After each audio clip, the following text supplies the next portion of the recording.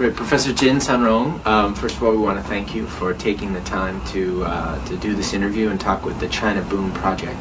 As you know, part of what we're doing is creating a video archive so that in 50 years, researchers and historians can understand what we thought now about China's sort of incredible economic growth, the China boom, over the last 30 years. So maybe the best place to start would be with yourself. If you could talk a little bit about your background, your family background, where you come from, and then your career as it grew as part of the China boom. What parts of the boom have you seen? How has the boom helped create your career? Maybe we could begin there. Okay. It's my pleasure to be here, sitting at the Park Avenue and talking about China.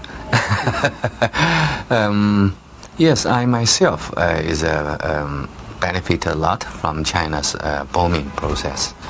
My hometown is in Wuhan, in the center of China, and at my teenager years, my family is very poor.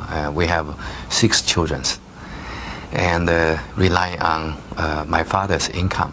My mother is a illiterate woman, so you see 8 people rely on one people's income. So as for the living standard is rather restrained. So 8 people living in 2-bedroom apartment. Now I have one child. He's now a second-year student in Beida, Peking University, a top university in China. And we have a 3-member family, right? And I have 3 apartments in Beijing. So we get a lot of benefits in this process. And especially I myself, I got a chance to be enjoying higher education. I entered Shanghai Fudan University in 1980. And at that year, I'm the champion for national higher education examination in Wuhan municipal area. So I get a chance to study in Fudan, a very prestigious university. And then I get graduate studies, master's degree, PhD degree in Peking. I used to be trained as a student of American politics. So any campaign year, I get a lot of chance to be interviewed, comments about the presidential election here. And fortunately, I got an invitation by USIA many years ago as international visitor program participants. So I get a chance to take a look at the National Convention of Republican at Houston, 1992, and also 4 years later, I also got a chance by USIA to observe the election in Maryland and Virginia. So I myself get a lot of benefits in China's economic boom and China's open door policy. What would you say, looking at this 30-year period, what would you say are the key turning points? If you were going to divide up the 30 years, how would you divide them?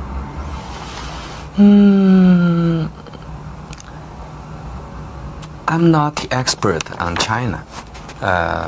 So basically speaking, I think in the past 30 years, China's policy is rather consistent. So the big change just occurred 30 years ago when Deng Xiaoping pushed China to open door and to market economy. So that's the big change. And then in the 30 years, it's very hard to make a clear division. Perhaps based on my own expertise, that's foreign policy, we can roughly divide the foreign policy evolution into 2 parts between the middle of before the middle 1990s. We have a new diplomacy already. That is Deng Xiaoping's new diplomacy that changed China from an ideology-oriented policy to national interest-oriented policy and economy-first policy, right? But the style of our diplomacy is still very traditional, usually relying on bilateral dialogue, usually in a so-called reactive approach diplomacy. Right? That's something between 1978 to 1995. Just in our perspective, diplomacy for economics, politics, legal, I don't know. That's their job. From my perspective, diplomacy, I divided the stage of our 30 years into two parts. Before middle 1990s, that's the style. But after that, there was a change, and that change defined by two young American scholars, Ivan Madras and Tyler Fravor, in their joint draft paper that should be appeared on Foreign Affairs on March-April issue 2003. That is the new diplomacy of China. I agree with their analysis. The new diplomacy of China traced back to the middle 1990s. Now it's a little over 1 decade already. And the typical feature of this new diplomacy, we are now in this new diplomacy stage, is that the starting point is that China realized this fact with the open door policy, with the new stage of globalization led by United States in post-Cold War years. China benefited most among all the developing countries from this process. So we don't want to change that. Basically speaking, China's a status quo power. So that's the starting point. Second, China like to play the game in a multilateralism approach.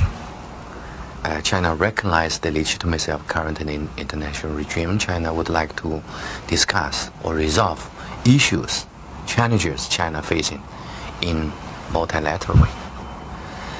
And the third new feature is China rather, how to say, proactive in diplomacy, not traditional, quiet and shy China, always waiting other people to take initiative.